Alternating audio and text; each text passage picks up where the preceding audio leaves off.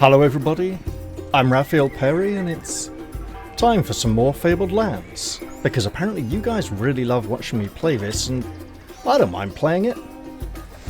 Now in tonight's episode we're going to do a few weird things. I'm going to visit Utaku, but I'm not going to stay there very long. I'll probably try and sail from Ringhorn to Utaku, to Aku, the capital city of Utaku, then buy some new equipment, sail all the way around to Yarimura, possibly stopping in Sakara to pick up some potions from a village of Blessed Springs. I'd like to head into Neresh at some point, probably in the next episode, not this one, so I'll go around to Yarimura, then down to Velis, Corin. Ow. Yeah, this is gonna be really dangerous. So Ringhorn receives goods from all along the Reese River, trading along the coast from Utaku to Yellowport and south to distant Ankonkonu. It is a very large, bustling city. You can buy a townhouse here for 150 shards. Ringhorn Market consists of hundreds of stalls crowded into a cobbled square under the walls of the Sheriff's Citadel. We shall fill our ship's cargo with grain, which we could probably buy a little cheaper across in Matricians, but we're not going to do that because that'll take more time and we've got enough planned for this episode anyway.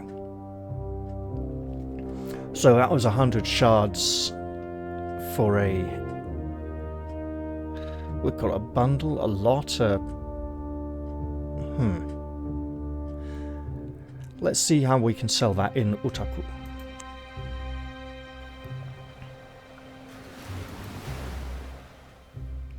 Sailing in coastal waters is safer, but slower than on the open ocean. We intend to do a lot of sailing. Thick black clouds pile up along the horizon. If you have the blessing of Alvir and Valmir, which confers safety from storms, you can ignore the storm. Otherwise, the storm hits with full fury. The odds of survival depend on your ship and crew. We have a good ship and good crew, and weather the storm. And now we shall sail to the west. Let's steer clear of Utaku, suggests the first mate with a fearful glance westward. The Utakin are rank fiends who merely wear the outer guises of men. Unfortunately, it's where we're going to be going. You're in coastal waters off Old Harkuna. Plain sailing indeed. Let's carry on. You are sailing in the bay of the Ruby River. The sea is stained like blood here as the rust-rich waters of the river billow into the sea. Some say it is the blood of the god Harkoon. When he was cast from heaven and fell to earth, his bones are the mountains and his blood the rivers, mumbles the ship's chaplain. We have a chaplain on aboard this vessel? Of course we do. We should care for the spiritual well-being of our men and women who sail upon this magnificent ship. The sails are lowered and the crew takes up oars to guide the ship through the narrow fissure. The pilot stands in the bow with a lead line in his hand, constantly taking soundings. The Utakin guide their own ships safely into harbour using overhead cables, but foreign captains must take their chances. It is a very dangerous bay. We are not a masked lord or masked lady. We do not have blue skin. Therefore we must test our luck, and it is pure luck. Relatively safe, and we managed to enter the harbour safely. 2 in 11 chance of a serious accident, so overall it's not going to happen often, but when it does, it's going to really mess up your day.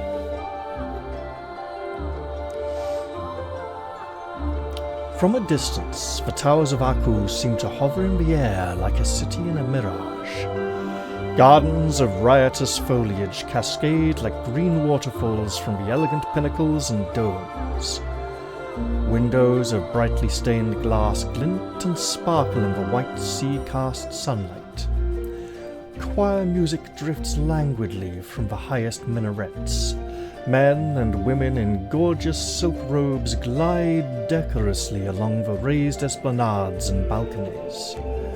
For the masked nobles of Aku, life is one long round of banquets and masked balls. Not so for the poor. The city is built right across the top of a narrow river canyon hundreds of feet high. The rich live in the city proper. The better-off merchants have mansions on the upper ledges of the canyon walls, and the slums of the poor cluster far down below. There they must endure the daily shower of sewage and refuse from above, but even so, many covet the sites directly under the city. This is because the nobles sometimes toss scraps of meat or half-eaten fruits from the balconies, or even whimsically drop coins off the marble balustrades. A desperate man can always dream of a windfall from on high. Guards stand on duty beside the ramps leading to the noble palaces, as stiff and unmoving as figures of cast iron. These men are members of the expunger caste. Their tunics are cut away, leaving the right arms bare from the shoulder down, the skin patterned with a black filigree of tattoos swirling down the forearm and hand towards the long, iron-hard fingernails with which they can slay a foe with a single cobra-like stab. On the terraces of the canyon wall, just below you, are the warehouses and homes of the merchant class. A few shrubs are the only decorative touch to relieve the grey tedium of those narrow peak-roofed dwellings. Aku is the capital of Otaku. A great palace resting on massive buttresses sits above the city like a spider. In the palace lives the faceless king and the nobles of the court of hidden faces. You ask a passerby about the people of Otaku. He tells you to go to an inn where your questions will be answered. No matter how many spectacular places a seafarer has visited, Aku's harbour never fails to take one's breath away. It is situated at the base of a narrow gorge that gives straight out onto the sea. Ships with high-armoured masts and great paddles at their flanks ride at anchor beside the marble quays. To either side, the cliffs sweep up hundreds of feet, blotting out the sun so that longshoremen must rely on the huge bronze mirrors set at the top of the cliffs to get enough light to see by, and that is a bloody long sentence for someone with asthma to handle in a single breath. Far overhead, the city itself is built on soaring buttresses that span the entire gorge, a complex of labyrinthine palaces and terraced gardens that seem pinned against the glare of the sky. A bystander points to the steep paths that wind up the cliffs to the city. Wiry men with wicker sedan chairs wait there at the bottom for custom. We do not intend to stay in Aku very long. We have, however, been instructed to go to an inn, so let us do that. You find a place called the Inn of the Thousand Masks. The inn costs you 1 shard a day. Each day you spend here you can recover 1 stamina point if injured, up to the limit of your normal unwounded stamina score. It is frequented by foreigners. There are no masked utakin here at all. You pick up several snippets of information while listening to the locals talk. Otaku is a theocracy ruled by priests, and their interpretation of the word of their god Ebron is law. Everyone warns you about the Soul Watch, the fanatical secret police always on the lookout for heretics. The faceless king of Otaku is more like a priest than a king. Whenever he dies, a new king is chosen from the population. The only criterion for kingship is that the candidate must be born without a face. Each mask worn by the nobles of Otaku is an indication of his status. Indeed, it defines his very existence, so someone born without a face is said to have been chosen to rule by Ebron himself. There are many opportunities for an enterprising adventurer to acquire wealth and fame in Utaku if you are careful. The Grand Bazaar is a good place to set up shop as an entertainer, a healer, or whatever. You just have to be careful not to offend the priests. The best way to get on is to join the Church of Ebron and become a worshipper. Once you have joined the church, you are judged to be a citizen of Utaku. Then you can gain access to the palace. The inner court is alive with intrigue, and the ministers of the Court of Hidden Faces are always looking for people to perform tasks for them so that they can advance within the court. Naturally, they pay well. If you can curry enough favour with them, you might get an audience with the Faceless King himself, and if you can win his patronage, then you can begin to amass real power and wealth. When you are ready, you can leave the tavern. We shall do just that. Now, most of the things to do in Aku, and indeed in Utaku, seem to be much easier if you are a worshipper of the Church of Ebron. And in fact, many of them seem to be completely unavailable or cut off if you are not. However, Devika is a priestess of Nagil, the god of death, venerated and revered in the eastern part of this continent. Eastern... It's not Harkuna, is it? It's not, it might be, actually. Now, not only is she a worshipper of Nagel, she is indeed his chosen one. And she bears the white sword, a gift from Nagil, the death god himself. I strongly suspect that since the Church of Ebron is not known for its religious tolerance, if she were to become a member of the church, she would need to renounce her worship of Nagil. And while I imagine she would still retain the title of Nagil's chosen one, and he wouldn't take away the white sword, it still feels a great disservice to the one who has given her so much as a reward for her devotion. Also, I seem to remember reading something somewhere that if you cease to worship a god, you can never worship that god again. So a temporary defection would not be fitting. The reason we are here in Aku is to visit the marketplace. I'm not even going to risk going to the temple district. There's only going to be one option, isn't there? Here in Aku is where all the priestly stuff is. And I have come to purchase a golden holy symbol. Finally, we shall have a sanctity boosting item. It might be nice to gain a better instrument. Can we sell this here? We cannot. Meaning it would be another space in our pack being taken up.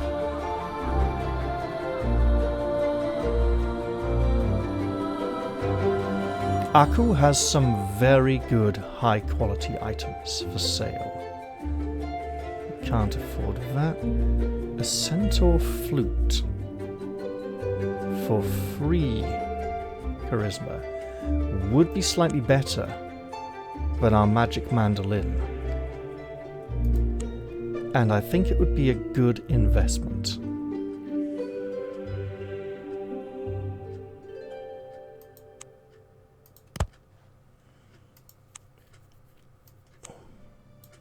That raises our charisma to a slightly more respectable 9.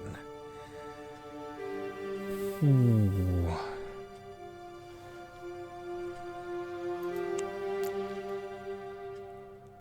I'm not confident of my plan. It involves a high difficulty charisma roll, but I might have a good workaround. Do I want to purchase anything else here?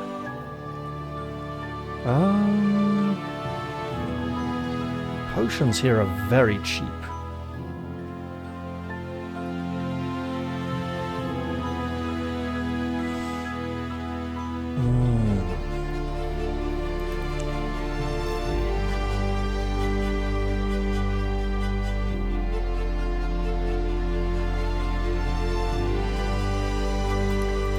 I think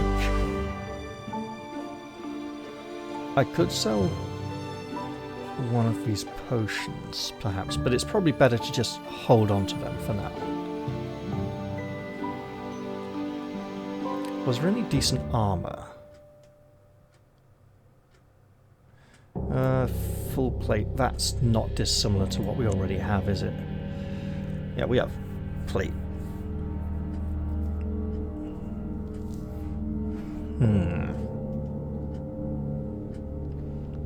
I don't believe we're going to frequent the market any longer. Let us head back to the harbour and sell our grain for 180 shards each. Nice little markup. And then, taking everything into consideration, it's time to set sail once again. The question is, do I want to stop off at Golnir on my way back round? I'm going to... Oh, okay. So let's sail back to Golnir first of all. You're sailing in the bay of the Ruby River. We've been here before. Let us sail further eastwards. You know, we did just spend a lot of money, so maybe we should pick up some cheap grain in Matricians. You're in coastal waters off Old Harkuna. Plain sailing indeed, let's carry on.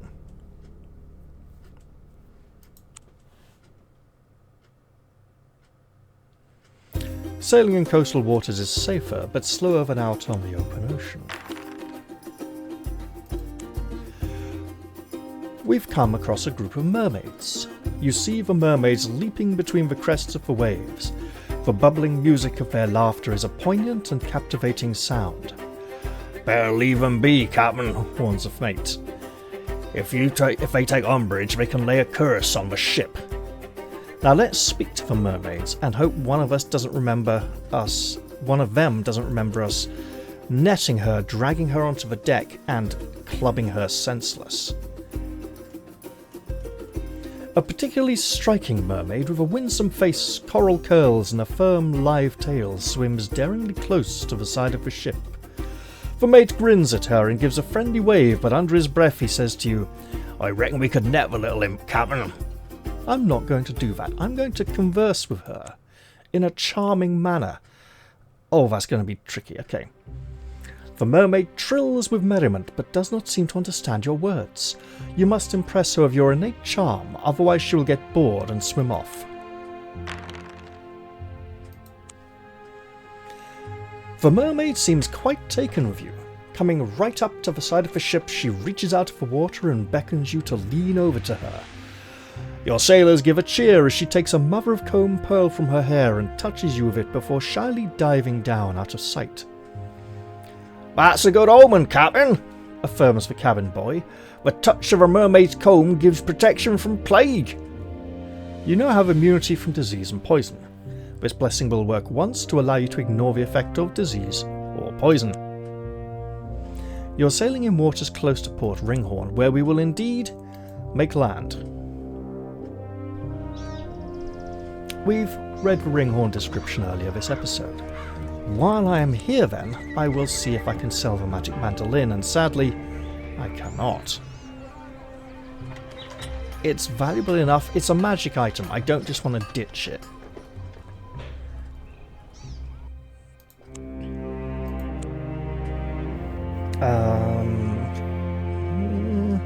Let's just sail away.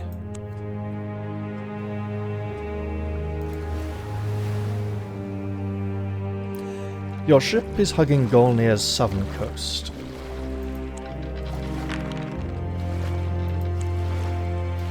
and we have safe travels on our voyage. Seeing the fearful looks of the crew, you ask the first mate what the matter is. "These are haunted waters, Captain," is all he will tell you. Against the last blood-red swathes of sunset, a vast ship heaves into view. As it gets closer, you're able to get a true impression of its size, or gradually gives way to fear. It is like a fortress built of oak. Even the tallest pine tree would be dwarfed by its masts, and those black sails are like the canopy of night. "She's Dread Nagel's flagship," whispers the mate. "Her sailors are not living men." And while we are well acquainted with Nagel and all his servants, I fear that boarding the vessel may lead us away from our quest. You're at sea off Knucklebow's Point, and you may wonder what my quest is. It was given to me. Oh?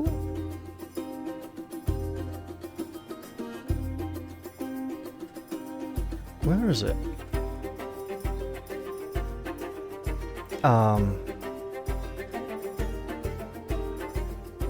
Is it in Sakara?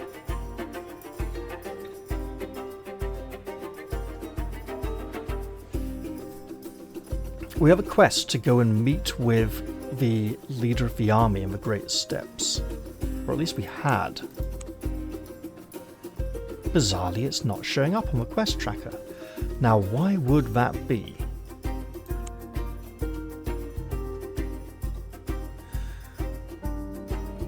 Let's put in at Matricians. Briefly.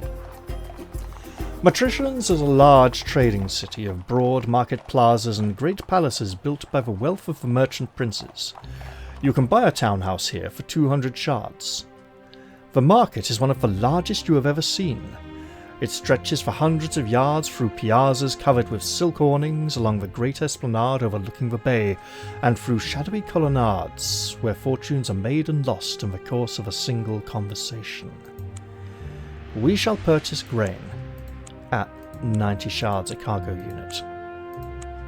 Then we shall sail off once again.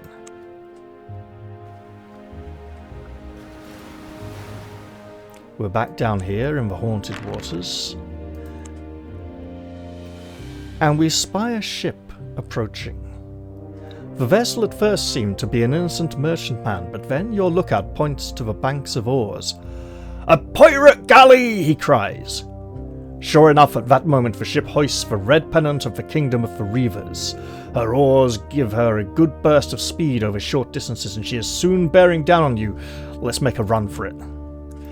Ooh, will we make it? Yes, we make it. We got a good ship, good crew. And then...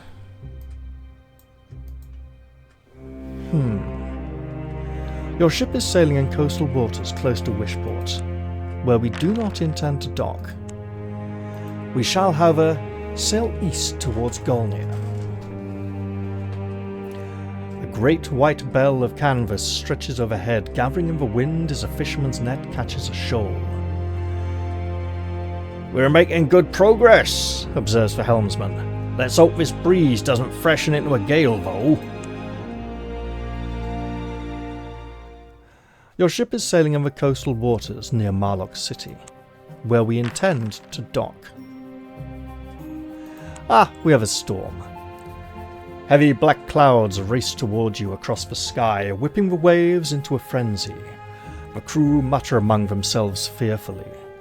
If you have the blessing of Alvir and Valmir, which confers safety from storms, you can ignore the storm. However, of course, the storm hits with full fury, and our ship is very good. Marlock City is a huge, sprawling metropolis, enclosed in a fortified wall said to have been built 1,000 years ago by the ancient Shadar Empire. It is the capital city of Sakara. Marlock City was once known as Sokar until General Grieve Marlock led the army in bloody revolt against the old king Corin VII and had him executed. The general renamed the city after himself. It is now a crime to call it Sokar. The general lives in the old king's palace and calls himself the protector general of all Sokara. Whereas the old king was corrupt, the general rules with a fist of iron. Some people like the new regime. Others are royalists, still loyal to Nagan, the heir to the throne, who has gone into hiding somewhere. Outside the city gates hang the bodies of many dead people. Labels around their necks read, "Rebels executed by the state for the good of the people." You best behave yourself if you don't want to end up like one of them, grates a guardsman nodding towards the swinging corpses as you pass through the great eagle-headed gates of Marlock City. To leave Marlock City by sea, or to buy or sell ships and cargo, go to the harbour master, and indeed we shall, for it is there we shall sell our shipments of grain for twice what we paid in Wishport. We will now explore the city. You take a stroll through the streets. Marlock City is teeming with people, and we shall explore the barracks area. 3 drunken officers accost you on the street. "So, what have we here?" sneers one of them drunkenly. "Out of the way, you stinking dog," says another, shoving you in the chest. Let's shove back. Return the insult. "You rebel swine," slurs one of them. "Not showing proper respect for the army," says another. "That can't go unpunished." They wade into you, intent on beating you in submission, but we have a very high combat skill and win automatically without even having to roll the dice. You're an accomplished street brawler, and after only a few minutes furious fighting, the 3 officers are laid out unconscious on the street. Several people gathered to watch the brawl. Most of them give a cheer at your performance. General Marlock's troops have not endeared themselves to the population. You find about 25 shards on the officers' bodies and an officer's pass. Take whatever you require. We shall take the officer's pass. It will avoid us having to roll something like a 15 on a charisma check later on. Now we'll go to market where we cannot sell our magic mandolin. This is a problem, as we're wanting to be able to sell something. We can't buy anything without selling something. And we can purchase priest skill books here. That's okay. We'll get back on our vessel and sail out of port. Actually, I shouldn't have done that. I should have gone up to the mountains, but okay. We're sailing near Marlock City. You witness a major sea battle involving at least 40 warships between the Sakaran navy and a pirate fleet. Arrows fill the air and smoking fireballs are launched from catapults mounted on some of the ships. The shrieks of the dying carry across the waves. You decide it would be better not to get involved in such a conflict.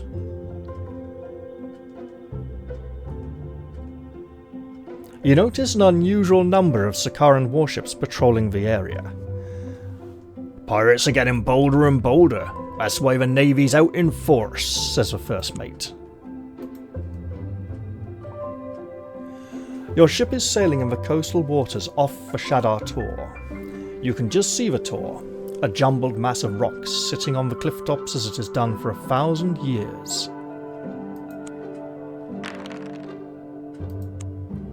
Now, let's continue. You're sailing in the coastal waters beside Yellowport. There are a number of other ships, mostly merchantmen, but there are also a few warships of the Sakaran Imperial Navy. "At least we won't be plagued by pirates with the navy around," says the first mate. However, we may be plagued by the navy, and indeed we are. A Sakaran war galley hails you and draws up alongside. "We're coming aboard for an inspection," yells the captain of the galley.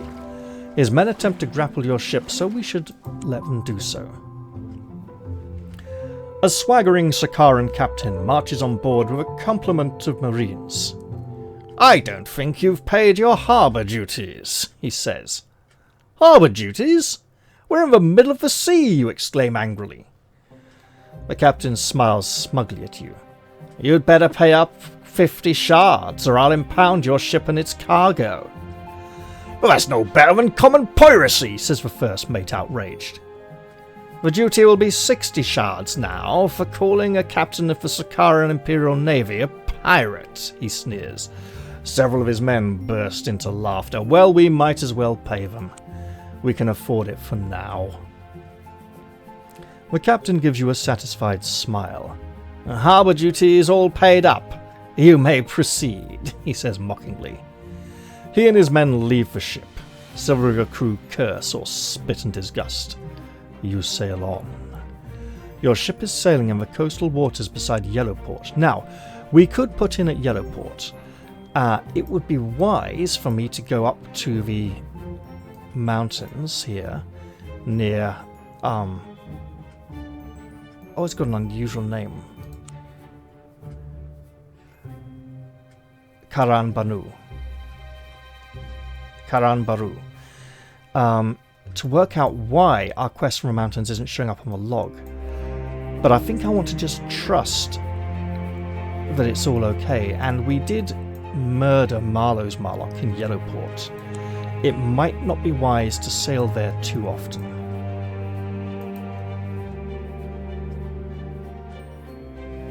You're sailing in the waters around Scorpion Bight. I wouldn't want to put into land in these parts, says your navigator. The Scorpion men will take all we got, and our lives too, given half a chance. Fortunately, they don't manage to make it to our vessel. They seem to be content with remaining land-bound for now.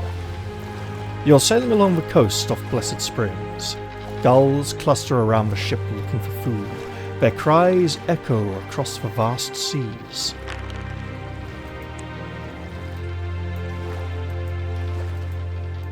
Yeah, I'm on you. Silly game. Not wanting to let me click there. Nerech's a dangerous place, even its coastal waters, Captain, says the first mate. The men probably won't follow you there if they don't think you're good enough to lead them. The first mate advises you against making the ocean journey. However, we are rank 5, so we're going to just do it anyway. You're sailing along the northern shores of Nerech, the land of the man-beasts. The coastline is one long stretch of cliff. The waters are shallow and rocky, making it impossible to land here. Misshapen figures cavort and yell on the cliff tops, shaking their fists in impotent rage at your ship and crew. Let them do so.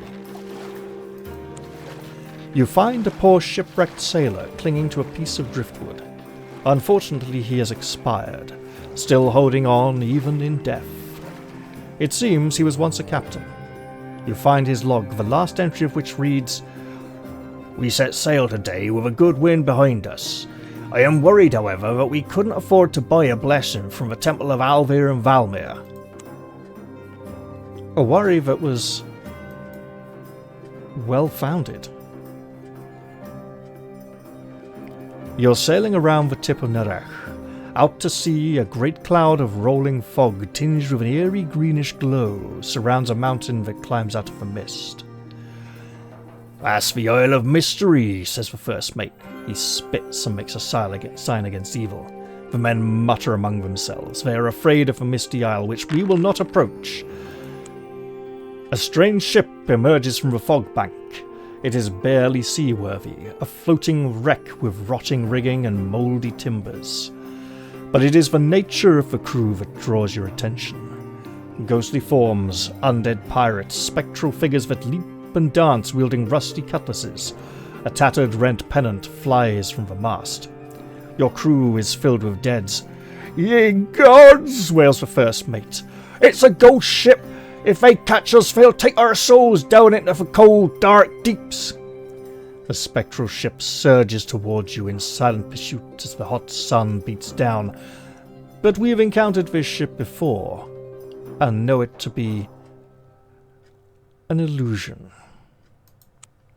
You can either sail straight towards the ghostly pirates and take the offensive, or call on the gods to repel the undead ship. We will sail right through them.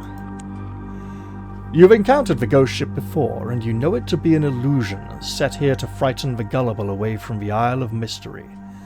You sail straight through it and the pirate ship fades away, the illusion dispelled. You're sailing close to the mist-shrouded Isle of Mystery, and this is as close as we will come. Today. You are sailing into Disaster Bay. Heavy rains begin to fall and the skies darken, severely reducing visibility. "These are dangerous waters, Captain," says the first mate. "Some people say the reefs and rocks of the bay shift and change, making any chart unreliable."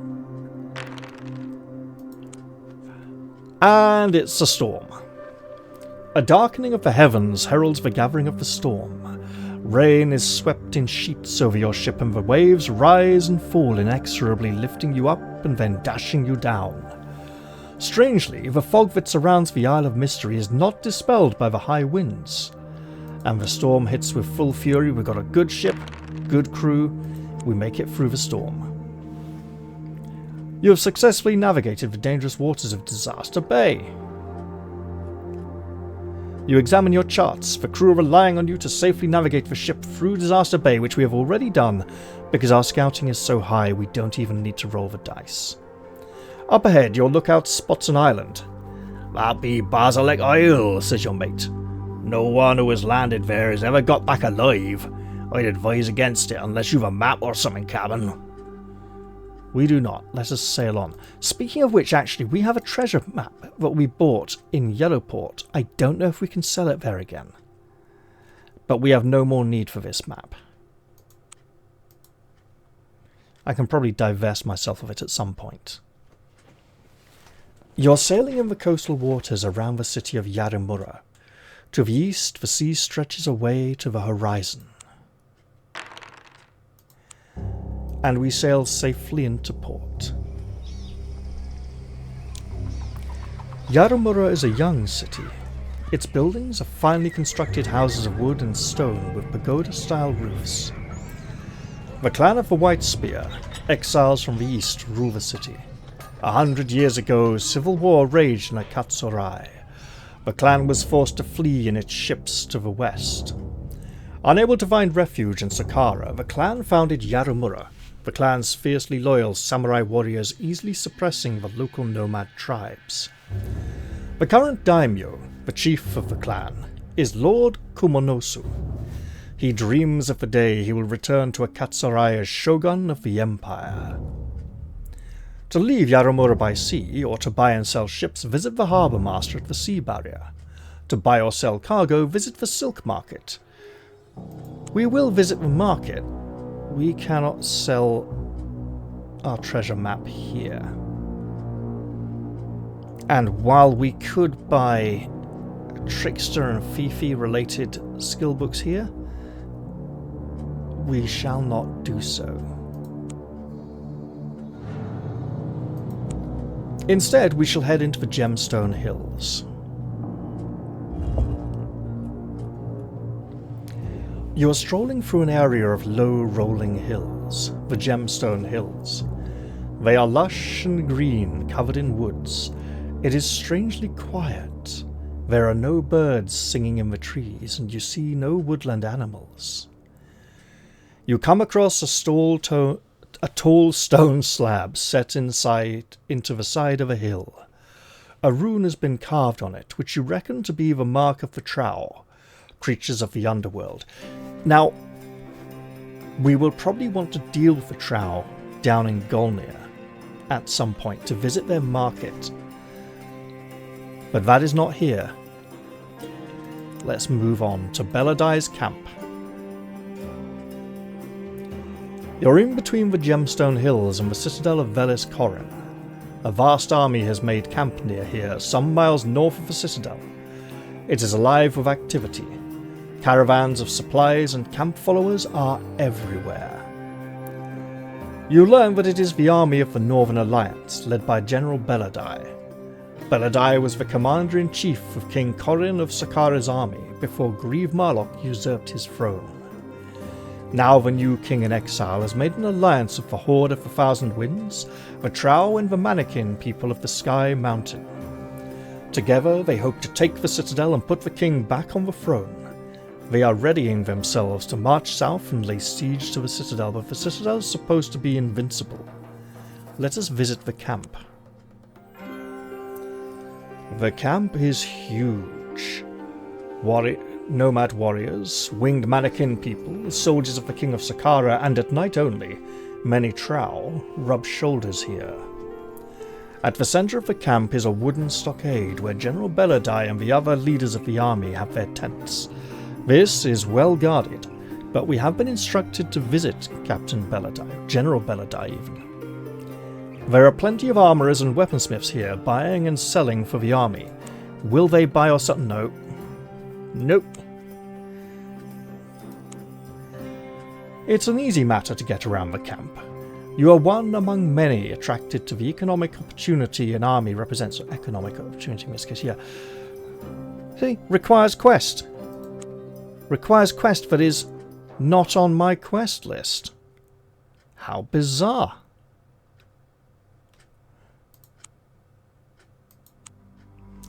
King Nagan asked you to talk to Belladai and see what assistance you could give him. The guards at the stockade take you to Belladai's tent, a large pavilion of purple silk. Inside, General Belladai, a tall, grey-haired veteran of many campaigns, is there to meet you. His face is fixed into an expression of determined efficiency, like a granite slab. Around him are the other leaders. Lek, wing warrior chief of the mannequin people, is a small, purple-furred, bat-winged humanoid. The Trow warlord, Marak Manda, squats in a shadowy corner, wreathed in shadows. Olog Khan, a wiry, hawk-nosed nomad, is leader of the troops of the Horde of the Thousand Winds. They explain the Citadel is all but invulnerable to their army, as they have no means of breaching the walls. "You are our only hope," growls General Belladai. "A single spy could infiltrate the Citadel and open the Great Gate from inside." We shall accept the task. "That is good," pipes Lek. The Trow in the corner gives an enormous grin. Belladai puts his hand on your shoulder and bores his steely gaze into your eyes. "Do not fail us, and may Turneye guide you," he whispers. "We will send 1,000 of our best troops every night under cover of darkness, as near to the gates as they can get, undetected. As soon as the gates open, they'll charge." Now, we know that under the mountains, just by the Great Peak, there is a secret tunnel through a lair of wolves. We shall tell the general about this tunnel, which leads south into Saqqara, for they could attack the fortress on 2 fronts. Or maybe even as a distraction. You tell General Belladai about the tunnels you have mapped that lead through the spine of Harkoon, thus bypassing the Pass of Eagles. He is amazed at the news.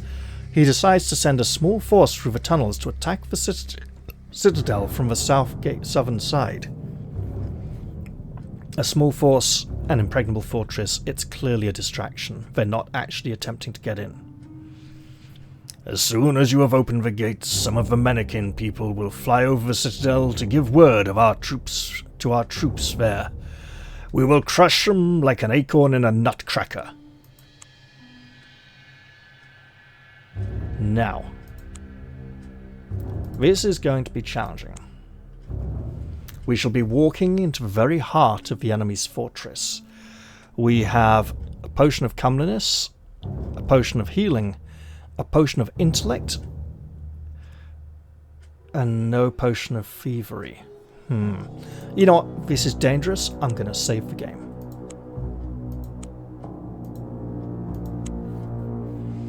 It's worth noting that I went and got into a fight with some drunken Saqqaran officers to get this officer's pass.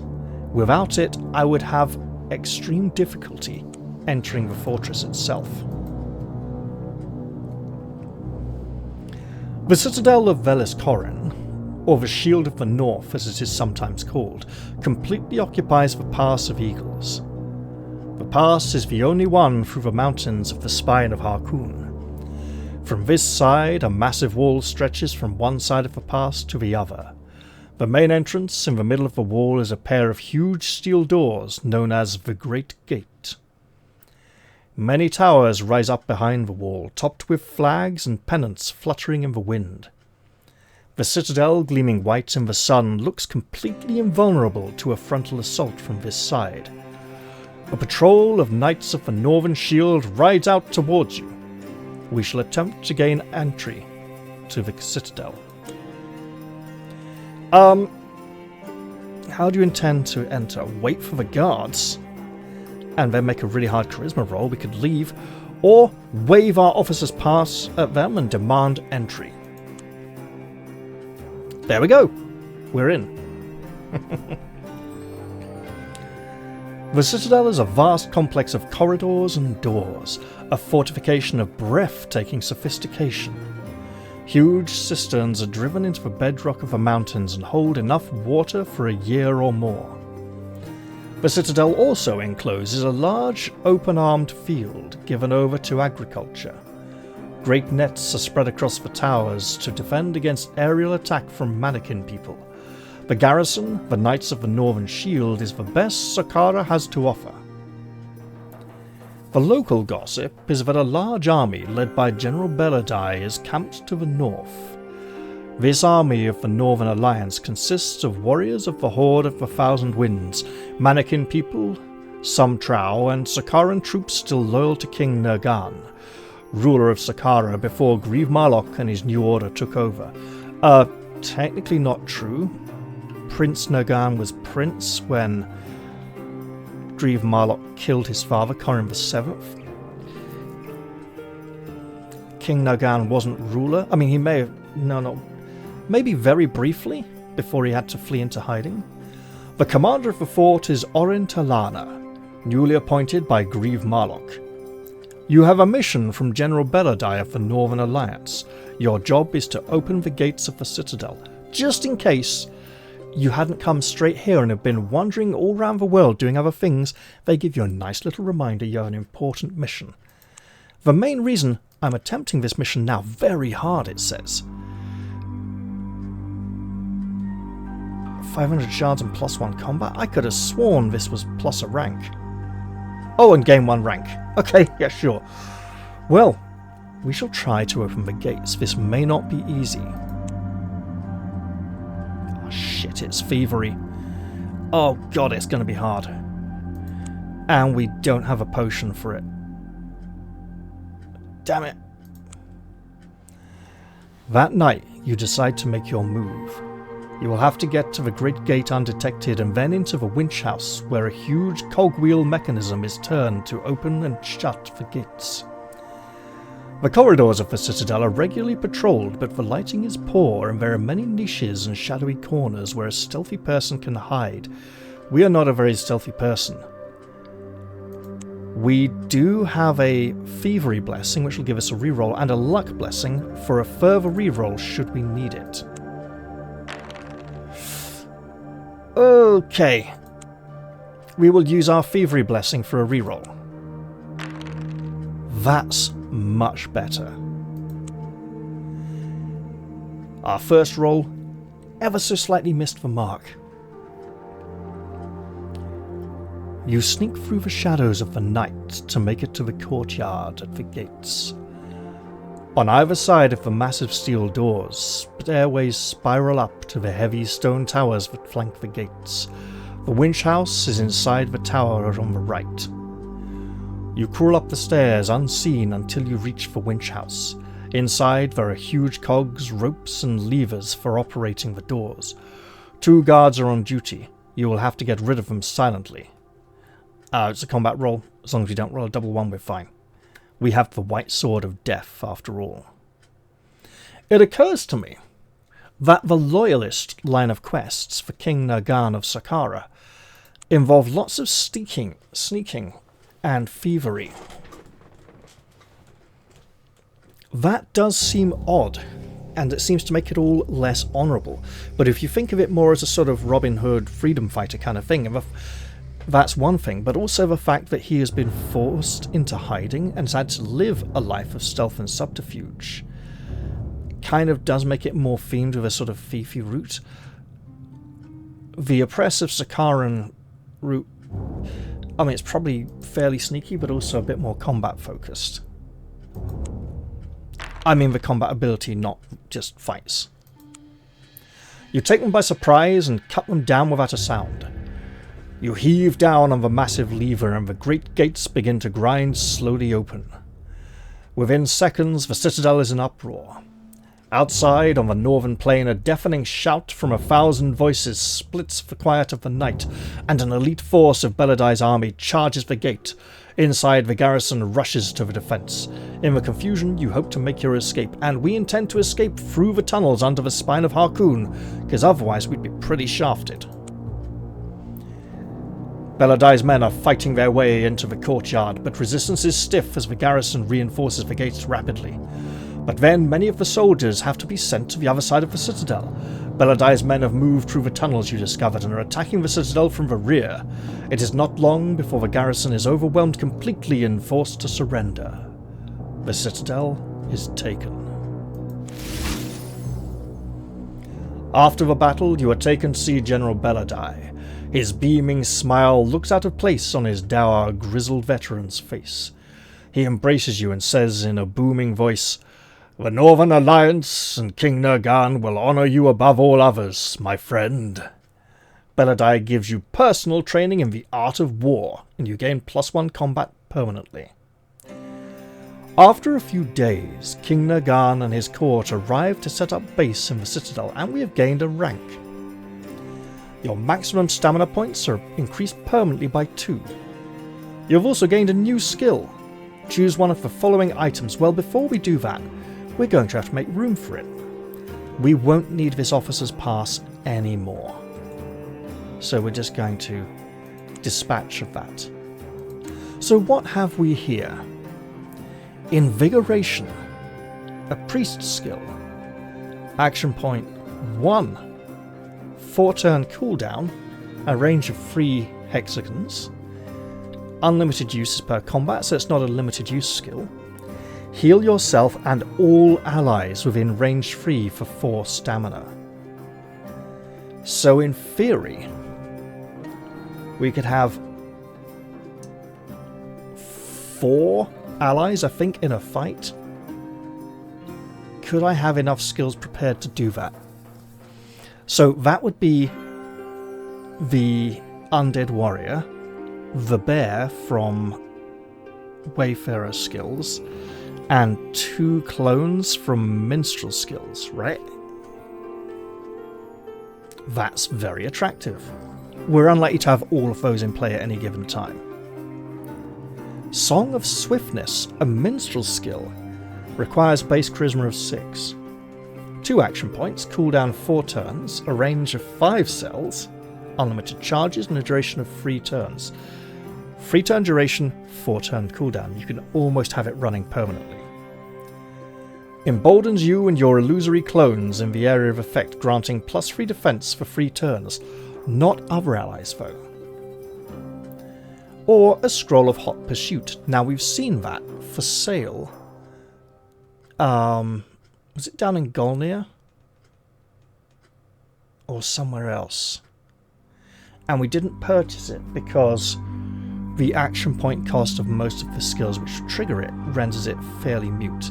So we will take Invigoration, which we will learn right now. So now we have 4 active skills and 2 passive skills. It would be nice to get a 3rd passive skill. We're not that fussed about Crippling Strike, and honestly we're reaching the point where diversing into skills of other classes would probably be a good idea. Your gain in rank has taught you much. You feel tougher, luckier, and generally better able to deal with trouble. The king also gives you 500 shards. After a victory banquet at which you have a guest of honor, you leave the Citadel.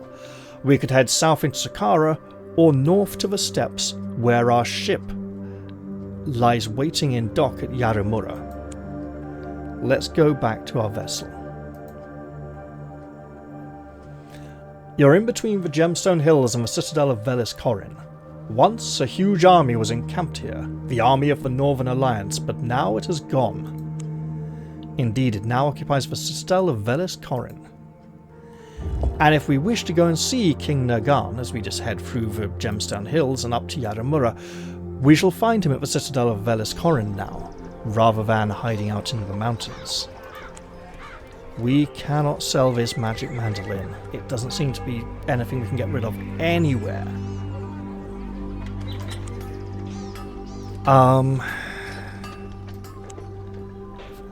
Furs at 100 seems reasonable. Let's stock up our ship on those. What else can we do here before setting sail? Could we buy something? Yes, quite probably. So we could buy... what's the thief class called again? I can't remember, but we could buy skills for that. They're a bit expensive. Bad medicine, poison, no.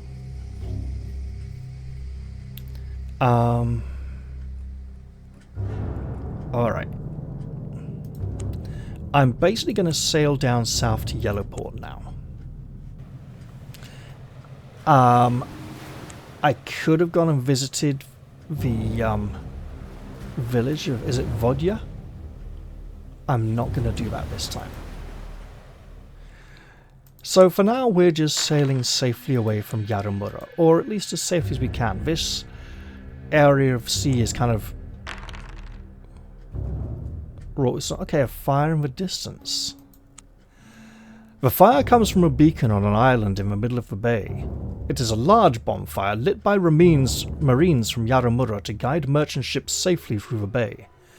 The city relies heavily on trade, and Disaster Bay is notorious for wreckers and pirates who prey on the merchants. As you sail past it, you recall a time when another beacon had been lit as a decoy, set by wreckers to lure the unwary to the rocks. Well, let's keep on going. Maybe the Isle of Mystery is a place where, okay, spectral pirates, we'll just sail right through them again. Maybe the Isle of Mystery is where I don't think I can sell the magic mandolin anywhere. Okay, another shipwrecked sailor, and south we go.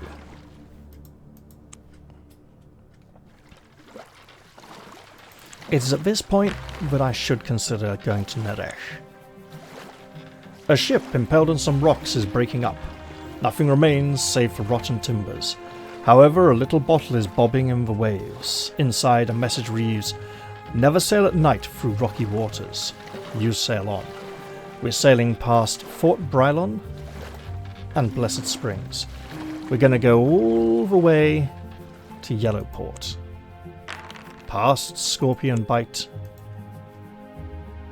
Hopefully not having to pay another set of harbour... Oh good, a storm.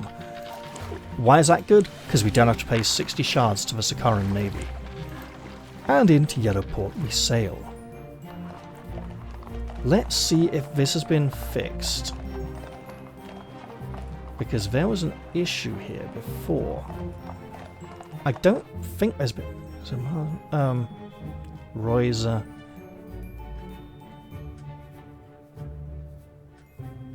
No, the mention of Marlowe's Marlock is still here. I've reported it. It will hopefully be fixed in a future patch. Yellowport is the second largest city in Saqqara. It is mainly a trading town and is known for its exotic goods from distant Ankonkonu way to the south. The new Provost Marshal of Yellowport is Royza. He used to be Marlowe's Marlock's second in command. Since the assassination of the old Provost, Royza has ruled the city with an iron hand. Patrols are frequent and spies are everywhere. You will have to be careful not to get yourself recognized. The Stinking River brings rich deposits of sulfur from the Lake of the Sea Dragon down to the town where it is extracted and stored in the large waterfront warehouses run by the Merchants Guild.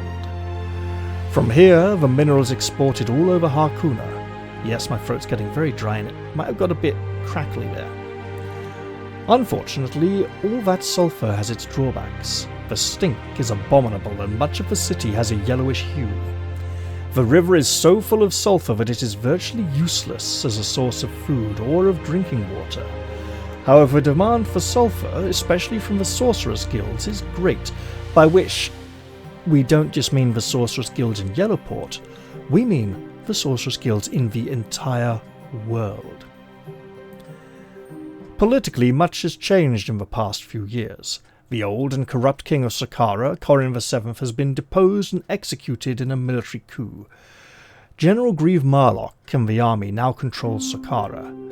The old Council of Yellowport has been indefinitely dissolved, and a provost marshal, Marlos Marlock, the general's brother, was appointed as military governor of the town until he was assassinated, and Roiser has taken his place. To leave Yellowport by sea or sell ships and cargo, go to the harbour master. Well, we'll go to the market. We can sell the treasure map back here again. Let's do that. I mean, I would have ditched it here if we couldn't anyway. Combat dodge, archery, weapon mastery. We have combat dodge. Let us purchase a scroll of weapon mastery. When wielding swords and daggers, it gives us +2 offense. Look, with the white sword, we're pretty much hitting all the time anyway. With maces and axes, it gives us +40% critical hit chance. And with polearms, +1 damage. Look, it's not the best in the world, but learning it will get it, known. Archery. Bow, +30% critical hit chance. Crossbow, +2 offense. Sling, +1 damage. The magic stick, which fires sling stones as bullets. Just learning that new skill there. I don't know what that, probably a crossbow, but it might count as a sling because it fires slingshot. I'm not sure I want to invest in this skill on the off chance that it would count as a bow. +1 damage ain't much. Okay. Let's leave it at that. Obviously it would be sheer folly to visit the castle itself. I probably can't sell this golden sword anywhere either, to be honest.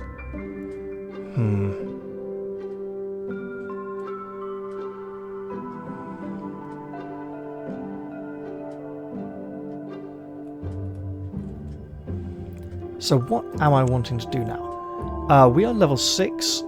I know a way to get a 7th rank, which would be to head into Golnir and meet with Countess Ravane and get her to hire us to go and slay a dragon that dwells up here near the Spine of Harkoon and the forest. It's a hard encounter to roll, and there's a very dangerous encounter in the same area. So if we're going to try and do that, it might be good to head up to Karam Baru to visit the Temple of the Three Fates and get a Blessing of Fortune. We have a luck blessing already. We should probably stock up on our blessings though. If we're going to fight a dragon, we should also probably get some more healing potions. And we also have these 2 bottles of fairy mead. Or flasks rather. I can take those into Golnir and trade them with the trowel for better equipment. I might need a 3rd bottle if I want really good armor. Ooh. Well, while I am here, what I can do is sell my furs for 70 shards more than I paid for them, and stock my ship's hold with a heavy cargo of minerals, as they sell at such high prices in Golnir. What else can I do while I'm here? Not a lot. Now, the 4-leaf clover and the rabbit's foot charm, if I can get one other item, I can do something with them in Golnir. But I think if I do that, I need to be a worshipper of the Three Fortunes. If that's the case, there's no point in me keeping these, and I'll just ditch them somewhere. Right. Well, since my throat is rather dry and my voice is starting to croak a little, I should probably end the episode here. And then spend some time thinking. Dragon hunting, risky, could involve lots of repeated rolls just to get to the area. And honestly, could waste a lot of time trying to find the dragon. I should probably try and get a little more money.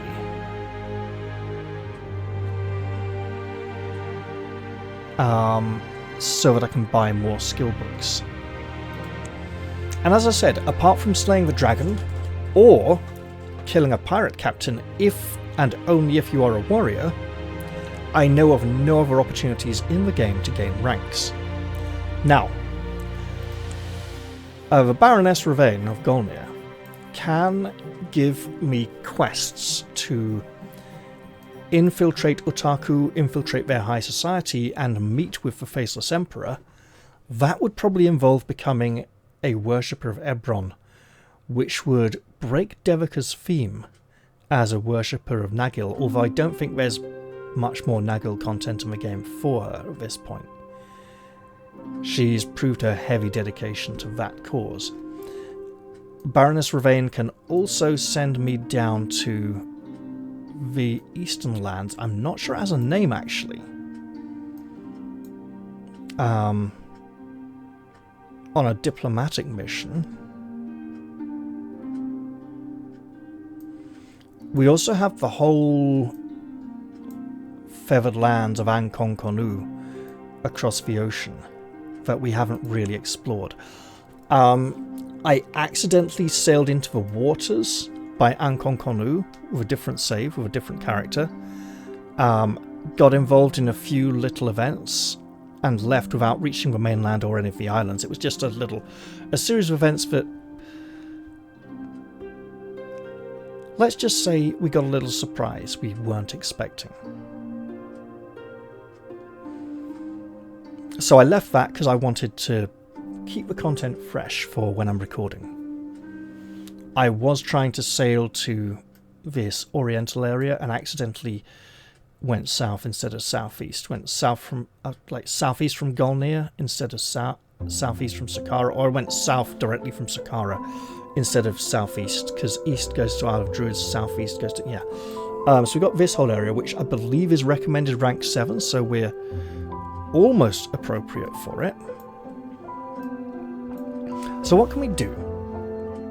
There's things in Harkuna we can do. In Utaku, our options will be somewhat limited due to our faith. In Nerech, there's a nice little side quest we could do. Actually, without leaving Sakara. It would net us a nice little reward. So that gives us something for the next episode. I can go up to Nerech while I decide what else to do. For now, though, I'm going to leave this one here. I hope you've all enjoyed it, especially now that little Devika has made her way up to rank 6. And I'll look forward to seeing you all in the very next episode. If you guys have got any thoughts as to where you'd like to see her go next, be it Old Harkuna, Utaku, the Oriental area I can't remember the name of, or maybe even Death Wish 2000 straight down to Ankon Konu. Feel free to let me know in the comments section. I know there's also some things still up in the Great Steps, but every character can't do everything, and there always ends up being some things you just miss out on, and another character gets to have that fun. I know the intent was to get her up to rank 7-ish to go to Ankon Konu. That may prove rather tricky. But yeah, sure, if you want to let me know in the comments where you think you'd like to see her go next, let me know. You know, the comment section's there. Feel free to use it. Alright. But I'm going to say bye-bye for now, everybody. I think this episode has run its course, and I'll look forward to seeing you all next time. Cheerio, everyone. See you soon.